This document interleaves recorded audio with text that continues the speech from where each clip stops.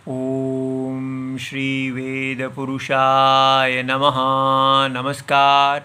Class number 577 Shrimad Bhagavad Gita जी शंकराचार्य जी के भाष्य के अनुसार आरंभ किया जाता है। ओम श्री सीता रामचंद्राभ्याम नमः। नमो गुरुभ्यः।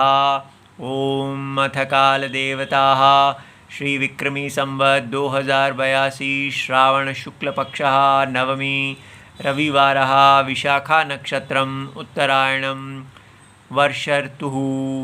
ओम तत्सत्। श्री शंकराचार्याय गुरवे नमः। यं सन्न्यासमिति प्राहुर् योगं तं विद्धि पाण्डव। न ह्यसन्न्यस्तसंकल्पो योगी भवति कश्चन। अध्याय नंबर 6 और श्लोक नंबर 2 और पुस्तक है Gita press Gorakhpur, book number 10, Shankaracharya ji के भाष्य वाली पुस्तक।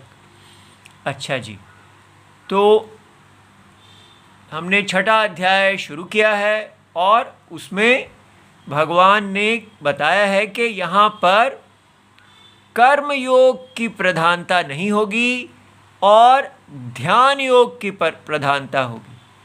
ठीक है, ध्यान योग वो है जो हमको कर्म योगी, जो व्यक्ति कर्म योगी होता है वो जब कर्म योग के फल को प्राप्त कर जाता है, अर्थात कर्म योग उसके चित्त को शांत कर देता है। चित्त का समाधानम, चित्त का बाह्य विषयों में जाना कम हो जाता है और वो केवल आत्मा में ही वास करता है। तो ध्यान योगी जो है वो कर्म का संन्यास करने में अधिकारी होते हैं। वो कर्म सन्यासी होके केवल आत्मा में ही तत्व का विचार करते हैं। तो ये जो अध्याय है ये हमें ध्यान योग के बारे में बताएगा। इसलिए यहाँ पर जो बातें होंगी वो और भी गहरी होंगी। पहली जो परिभाषाएं अब उसको और सूक्ष्मता से देखेंगे, क्योंकि हम देख रहे हैं कि मन को कौन चलाता है, क्यों हमारा मन कहाँ जाता है, किस लिए जाता है। इसलिए अब यहाँ पर भगवान ने जो शुरू किया है टॉपिक, उसमें उन्होंने ऐसा कहा है कि जो गृहस्थ अपने कर्म के फल का आश्रय नहीं लेता है और फिर भी कर्म करता है। कौन सा कर्म? अपना वेदोक्त, वेद के द्वारा कहा गया, जो आपके कुल में प्राप्त नित्य नैमित्तिक कर्म हैं, अर्थात ब्राह्मण हैं, क्षत्रिय हैं, वैश्य हैं, शूद्र हैं, ये नित्य कर्म हैं।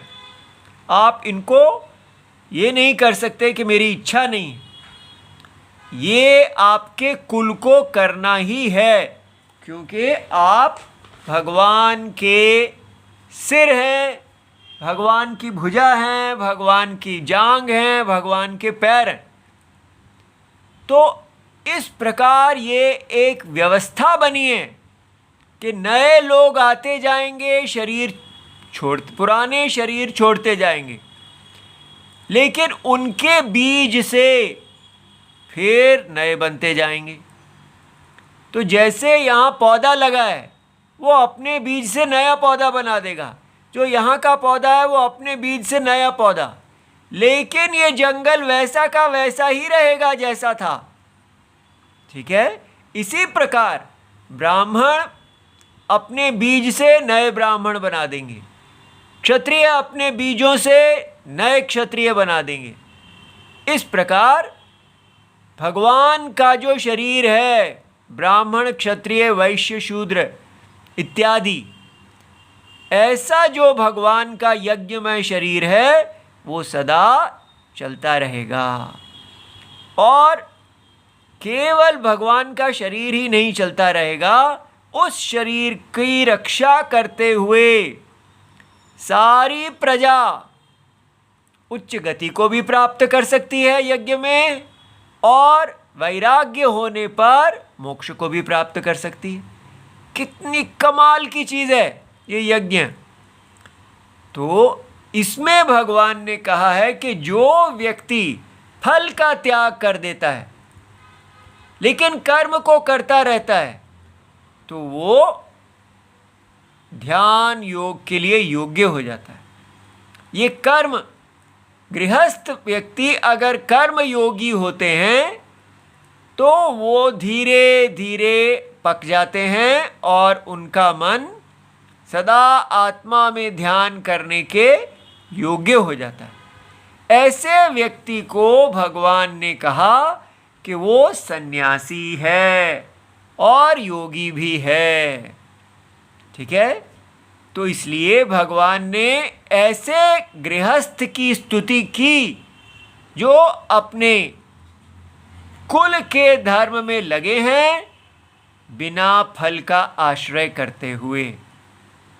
ठीक है, तो इसलिए कहा जो व्यक्ति कुल के धर्म को ही छोड़ देते हैं, अर्थात निरग्नि अक्रिय, ना तो वो अग्नि के कार्य को करते हैं और ना वो कार्य करते हैं जिनको अग्नि की अपेक्षा नहीं है, जैसे स्वाध्याय, तपस्या, दानम इत्यादि, वो भी छोड़ देते हैं। और वो जो है उनकी भगवान कहते हैं कि हम उनको, कर्म को छोड़ने वालों को योगी नहीं मानते, बल्कि कर्म करते हुए कर्म के फल का त्याग करने वाले को हम योगी और सन्यासी मानते हैं, ऐसा भगवान ने कहा।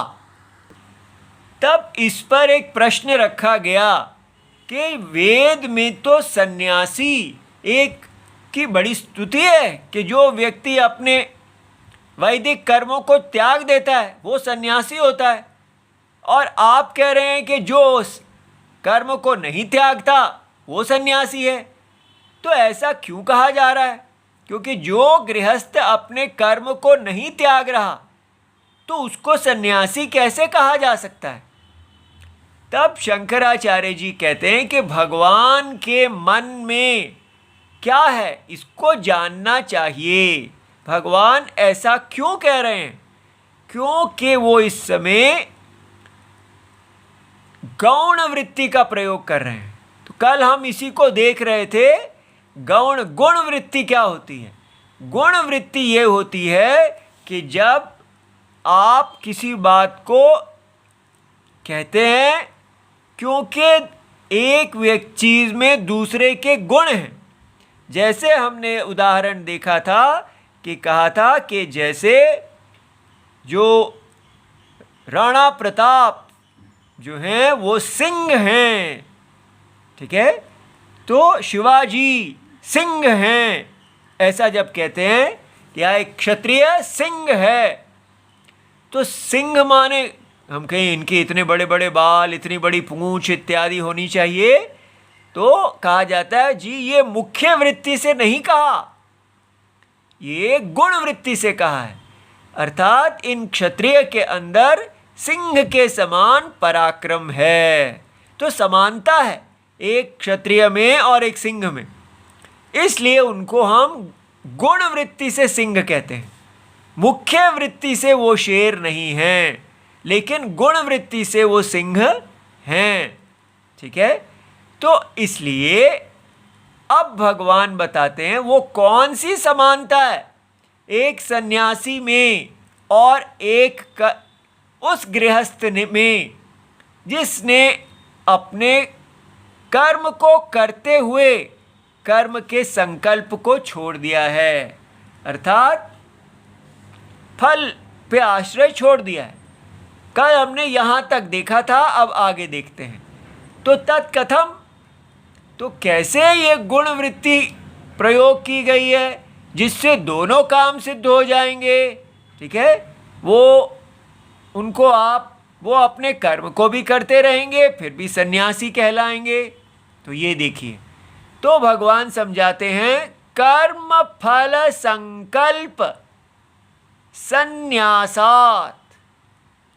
तो जो गृहस्थ हैं जिन्होंने फल का आश्रय त्याग दिया है, वो कर्म जो उनको अपने पूर्वजों से प्राप्त हुआ बड़ा दुष्कर, उन्होंने अपने राग और द्वेष के बारे में नहीं सोचा, मुझे अच्छा लगता है या नहीं अच्छा लगता ये नहीं सोचा, मुझ में योग्यता है या नहीं है नहीं सोचा, बस ये जाना कि मैं जिस बीज से उत्पन्न हुआ हूँ वो मेरे पिताजी का बीज है और मेरा काम है उस धर्म को धारण करना जो मेरे पिताजी ने धारण की, क्योंकि मेरे पिताजी ने भी ऐसा ही किया और उनके पिताजी ने भी ऐसा ही किया। और ये जब से सृष्टि आरंभ हुई है तब से ये पिता पुत्र की संप्रदाय चली आ रही है और सब स्त्रियां इस संप्रदाय में जुड़ी हुई हैं। ठीक है, वो धर्म संगिनी हैं। इस प्रकार हर कुल एक परम तपस्या का स्थान है, ऐसा उन्होंने देखकर अपने स्वधर्म को नहीं छोड़ा, लेकिन उस स्वधर्म के साथ फल को छोड़ दिया। तो ऐसे व्यक्ति को भगवान कहते हैं कि वो क्या है, कर्म फल संकल्प संन्यास करने वाले होने के कारण संन्यासित्वम, हमने उनको, भगवान ने कहा वो सन्यासी हैं। तो सन्यासी का अर्थ यहाँ ये नहीं लेना कि वो सर्व कर्म त्यागी हैं, वो कर्म के त्यागी नहीं हैं, वो कर्म के फल के संकल्प, जो कर्म फल संकल्प होता है उसके त्यागी हैं, उसका सन्यास किया है। ये बात समझ में आई? तो मुख्य वृत्ति से सन्यासी नहीं है, गुण वृत्ति से सन्यासी हैं। जैसे मुख्य वृत्ति से सिंह होना और गुण वृत्ति से सिंह होना में भेद है ना। तो मुख्य वृत्ति से सन्यासी कौन होगा? जो अपने पक जाने पर, जब उसका चित्त का समाधान हो गया, तो वो कहता है कि वैदिक कर्मों की जो नौका जिसमें मैं बैठा था उसने मुझे पार लगा दिया, अब मैं वैदिक कर्मों का संन्यास कर रहा हूँ।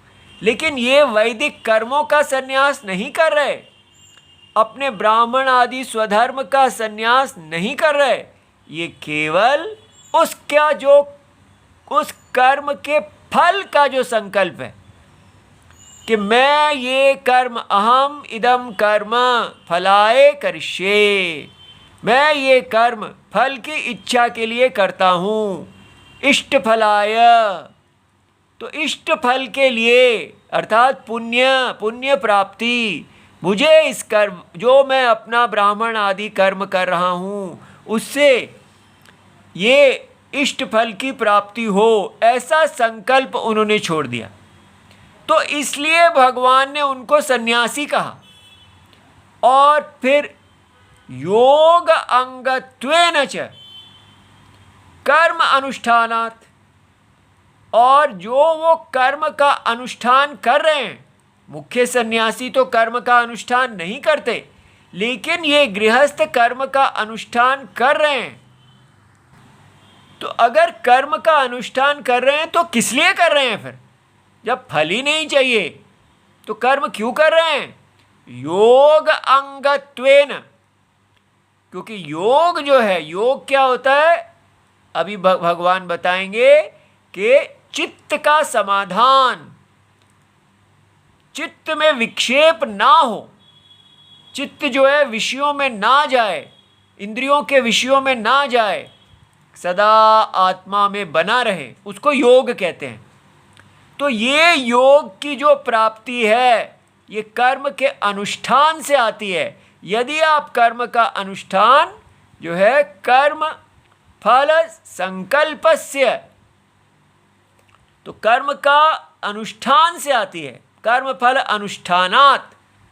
ठीक है, और क्यों ऐसा, क्यों, क्या बात है कि अगर आप कर्म का अनुष्ठान करें बिना कर्म फल के संकल्प के तो ऐसा चित्त का समाधान प्राप्त हो जाता है? क्यों, ऐसा क्यों होता है? क्योंकि कर्म फल संकल्पस्य, क्योंकि ये जो कर्म फल का संकल्प है ये चित्त विक्षेप हेतु हो, क्योंकि ये चित्त के विक्षेप का हेतु है।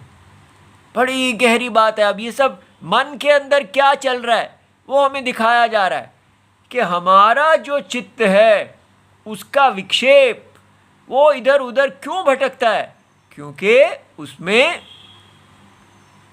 फल के लिए देखता है, मेरा फल आया या नहीं आया, मुझे क्या फल प्राप्ति हुई, मान मिला या अपमान मिला, मुझे कितने लाइक्स हुए, मुझे मेरे कितने फॉलोअर्स बढ़ गए, मेरा कितना पैसा आ गया, ठीक है, मेरे कितने सब्सक्राइबर्स हो गए। इस प्रकार आजकल हम अपने स्टैटिस्टिक्स देखते रहते हैं, मेरा प्रमोशन कितना हो गया, मैं कितना आगे बढ़ गया। ये तो लौकिक है। और वैदिक जो है उसमें व्यक्ति कहता है कि मुझे पुण्य की प्राप्ति करनी है, मुझे इस प्रकार स्वर्ग की प्राप्ति करनी है, उसके लिए मुझे ये करना है। जो व्यक्ति फल को देख रहा है, फल अभी आया ही नहीं है, तो वो फल उसको सदा बाह्य आने वाले सुख की तरफ लगाए रखेगा। तो सदा आने वाले सुख की तरफ लगे रहना जो है उसको चित्त विक्षेप हेतु, अर्थात फल के साथ आपका मन जुड़ा हुआ है तो आपका मन विक्षिप्त होगा। जब अधिक फल आ जाएगा तो आपको प्रमोद हो जाएगा, और कम फल आएगा तो आप दुखी हो जाएंगे। तो परित्यागात, इसलिए योगित्वम च इति गौणम उपलब्धम।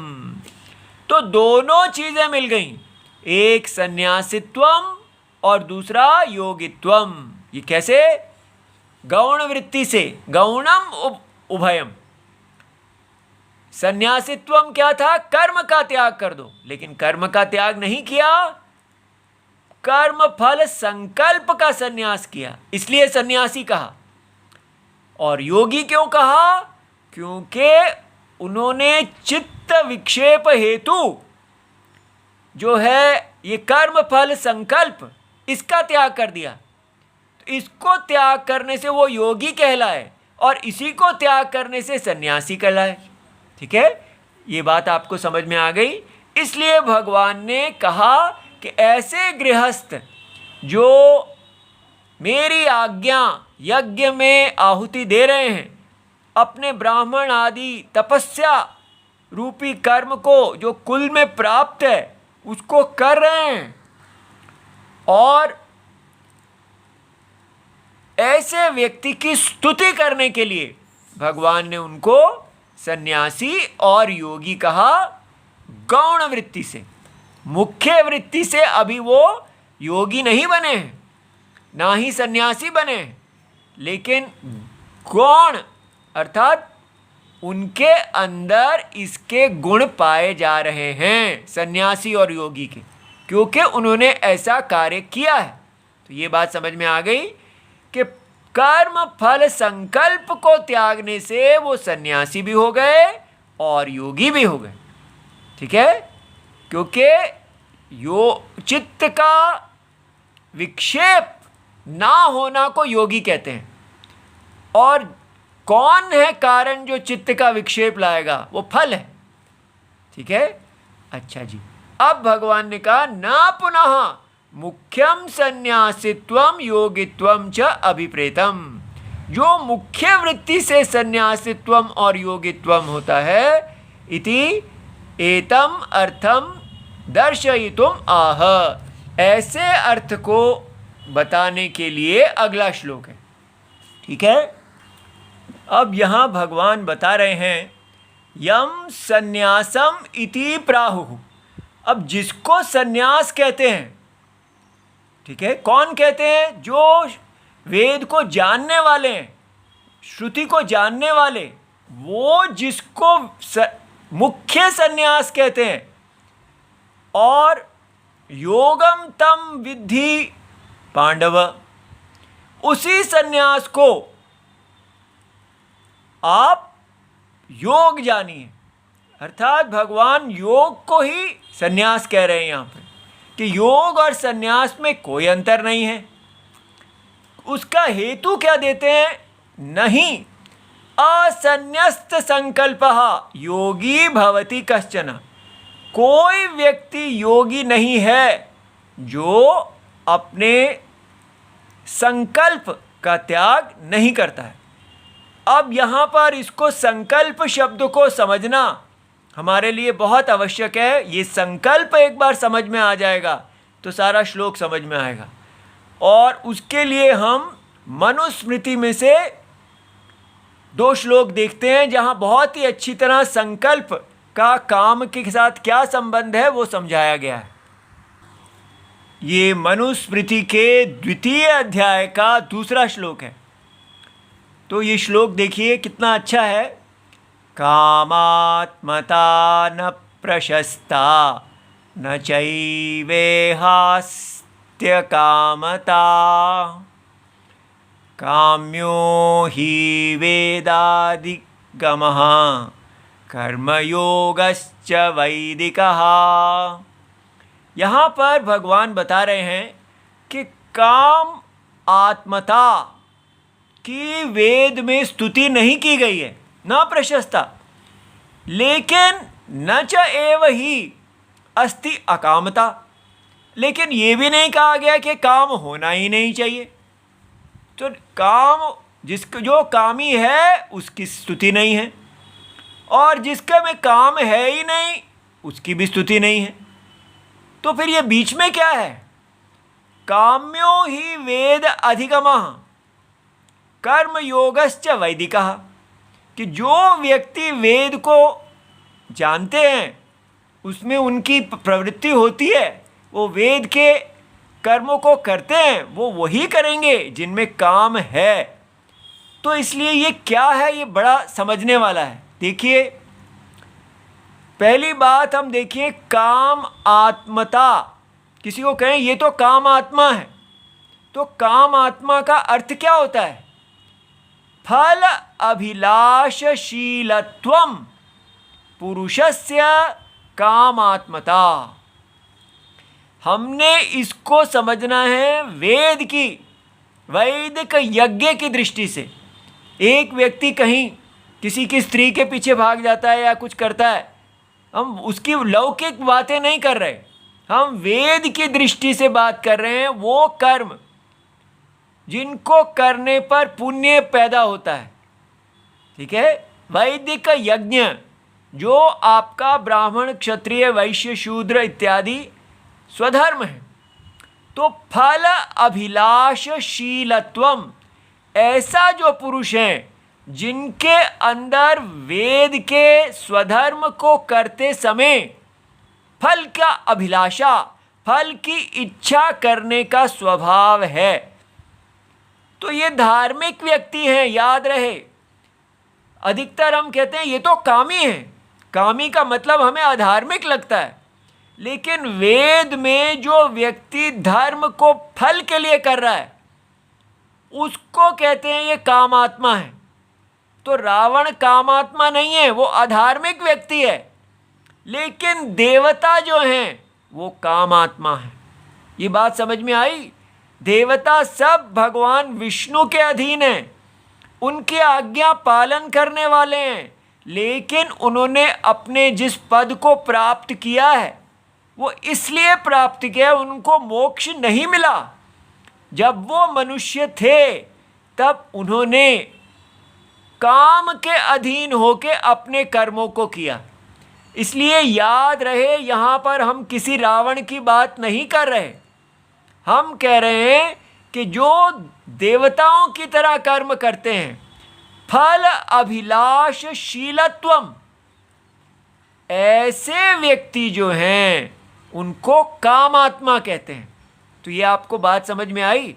तो हम वेद ही बताते हैं कि आप ये कर्म करो, अग्नि देवता, यमराज इत्यादि इन सबके लोगों को आप जीत सकते हैं, लेकिन फिर कहते हैं नहीं, इसकी हम प्रशस्ता नहीं है। देवताओं के पदों को प्राप्त करने के लिए आप कर्म कर रहे हैं, ये तो अच्छा नहीं है। अरे ये क्या बात है भाई? तो उसका उत्तर सुनिए, सा न प्रशस्ता, उसकी स्तुति नहीं हुई है। क्यों? बंध हेतुत्वात्। ये कितनी बड़ी बात है कि स्वयं वही वेद जो आपको प्रकाशित करते हैं कि आप वैदिक कर्मों को यदि फल के लिए करेंगे आपको उच्च लोकों की प्राप्ति होगी, लेकिन वही वेद हमको सूचित करते हैं कि उच्च लोकों की प्राप्ति तो होगी, लेकिन आप संसार के अंदर ही बद्ध रहेंगे। उन उच्च लोकों को प्राप्त करने के बाद जब वो क्षय हो जाएंगे तो आप वापस मर्त्य लोक में आएंगे।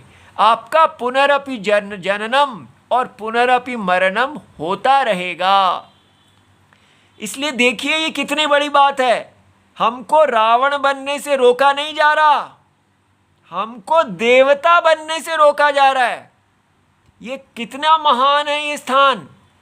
हमें कहा जा रहा है कि यदि आप वेद के कर्मों को वैसे करेंगे जैसे देवताओं ने किया था तो आप ऊंचे पदों को तो प्राप्त कर लेंगे, लेकिन बंधन के अंदर ही रहेंगे, मोक्ष को प्राप्त नहीं करेंगे। इसलिए स्वर्ग आदि फल अभिलाषेण, तो जो भी स्वर्ग आदि अभिलाषा जो करते हैं, जो देवता हैं, उनको जब वो मनुष्य थे तो उनको ऐसी अभिलाषा थी। तो इस अभिलाषा के द्वारा काम्यानि कर्माणि अनुष्ठीयमानानि, जो काम्य कर्म हैं, इस अभिलाषा से कि मुझे स्वर्ग की प्राप्ति हो, वो पुनर्जन्मने कारणम भवन्ति। ऐसे कर्म आपको पुनर्जन्म प्राप्त कराते हैं। इसलिए स्वयं वेद ही कहते हैं कि जिन काम्य कर्मों को हम प्रकाशित कर रहे हैं वो परम स्तुति के स्थान नहीं है। तो धार्मिक होना माने यज्ञ को करना देवताओं की तरह, वो स्तुति की बात नहीं है। तो रावण को तो बहुदूरम, हम देवताओं के व्यवहार की भी स्तुति नहीं कर रहे, तो फिर उससे बड़ी चीज क्या है? आप किसकी स्तुति करते हैं? नित्य नैमित्तिकानि, जो कर्म नित्य हैं, काम्य नहीं है। स्वर्ग की कामना करना एक विशेष है, मेरे में इच्छा है, आप में नहीं है। लेकिन नित्य कर्म क्या है? जो आपका अपने पूर्वजों से प्राप्त वर्णाश्रम धर्म है, उसके अनुसार आपके कुछ नित्य और नैमित्तिक। नैमित्तिक माने जो रोज नहीं होते लेकिन किसी विशेष तिथि को आते हैं, और नित्य वाले जो प्रतिदिन होते हैं, जिनमें आपका कोई इच्छा के अधीन नहीं है, जो नित्य हैं, जो करने ही हैं। ऐसे जो कर्म कहे गए हैं, तू आत्मज्ञान सहकारितया, वो आत्मज्ञान में सहकारी माने साधन है। माने हमने शब्द क्या सीखा है? बहिरंग साधनम, वो बाहर के अंग के साधन है। ठीक है, वो क्या करेंगे? वो मोक्षाय कल्पन्ते, वो धीरे धीरे आपको मोक्ष देंगे। कैसे? ये जो अभी यहाँ बताया जा रहा है कि चित्त का विक्षेप फल के साथ जुड़ा हुआ है। जब आपने फल का त्याग कर दिया और आप कह रहे हैं ये कर्म मैं क्यों कर रहा हूँ? क्योंकि ये मेरा कर्तव्य है, फल की मुझे इच्छा नहीं है, कोई स्वर्ग आदि की इच्छा नहीं है, मुझे मोक्ष चाहिए। तो मोक्ष के लिए जो कर्म किए जाते हैं वो उसमें कोई फल नहीं है। तो आप कहेंगे मोक्ष को तो मैं फल मान रहा हूँ। नहीं, मोक्ष के लिए किए जाने वाले कर्म में मोक्ष की भी इच्छा नहीं होती, केवल ईश्वर प्रीति अर्थम। मेरे व्यक्तिगत ना मुझे मोक्ष चाहिए और ना मुझे कोई उच्च गति चाहिए। तो क्या चाहिए? केवल प्यार चाहिए, केवल सत्य आत्मा चाहिए। वो सत्य आत्मा जो नित्य मुक्त है, जो किसी कर्म के फल से मुक्त नहीं होती, जो केवल स्वरूप से ही मुक्त है, जिसके अज्ञान के कारण मैं बद्ध देख रहा हूं अपने आप को।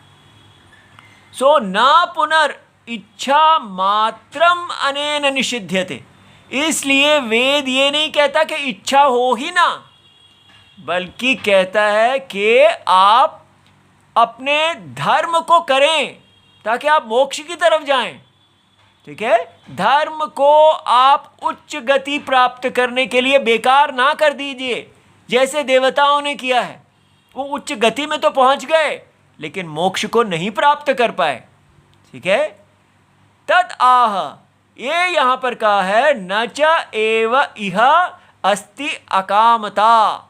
इसलिए भगवत गीता जी हमें ये नहीं कह रही कि आप अकाम हो जाओ, वो कह रहे हैं गृहस्थ को कि आप कर्म करो, लेकिन वो कर्म जो है आपको मोक्ष देने वाला हो। ठीक है, यतः वेद स्वीकरणम, इसलिए वेद को स्वीकार करना, वैदिक सकल धर्म संबंध च इच्छा विषय एव। तो ये जो पूरा वैदिक वेद को स्वीकार किया जाता है, ये क्यों किया जाता है? क्योंकि हमारे अंदर वेद मोक्ष हेतु है। आप वेद को उच्च गति प्राप्त करने के लिए ना स्वीकार करें, लेकिन मोक्ष हेतु के लिए स्वीकार करें। ठीक है, तो ये बात बड़े ध्यान से समझने वाली है। कल हम इस संकल्प मूल का भी श्लोक पढ़ेंगे। इति सर्वम शिवम प्रणाम।